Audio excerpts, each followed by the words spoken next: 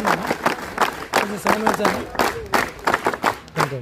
So మనం విద్యార్థులుగా ఉన్నప్పుడు అంటే మీకు నాకు ఏం కనెక్షన్ ఉంది అంటే నేను కూడా మీలానే ప్రభుత్వ పాఠశాలనే చదువుతున్నాను. 1వ తరగతి నుంచి నా పిహెచ్డి వరకు అన్ని ప్రభుత్వ పాఠశాలనే చదువుతున్నాను.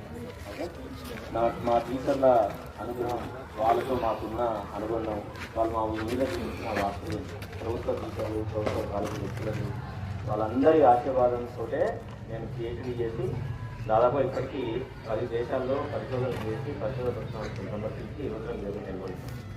మరి మీరు జీవితంలో ఎదగాలి, నేను గొప్పవాణి కావాలి అనే ఆలోచన ఎంతమందికి ఉంది? లేదు లేకపోతే అనుమానంతో లేకపోతే నిజంగానే అనుకుంటుందా? నిజంగానే అనిపిస్తుందా? ఊరికి అనాలని అనిపిస్తుందా? నిజంగానే అనిపిస్తుంది. Very good, I appreciate that. So గొప్పవాళ్ళు కావాలంటే మనిషికి ఉండాల్సిన లక్షణాలు ఎలాంటి లక్షణాలు ఉండాలి అమ్మా? క్రమశిక్షణ ఉండాలి. క్రమశిక్షణ, రెస్పెక్ట్. ఎవరికి రెస్పెక్ట్ ఉండాలి? పెద్దల పట్ల రెస్పెక్ట్ ఉండాలి. Very good. రెస్పెక్ట్ అంటే ఏంటి? అంటే ఏంటి? అంటే ఏంటి? అదే ఎట్లా మాట్లాడారు?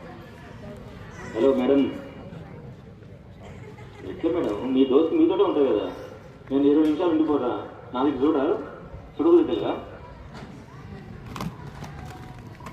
రెస్పెక్ట్గా ఉండడం అంటే ఏంటి?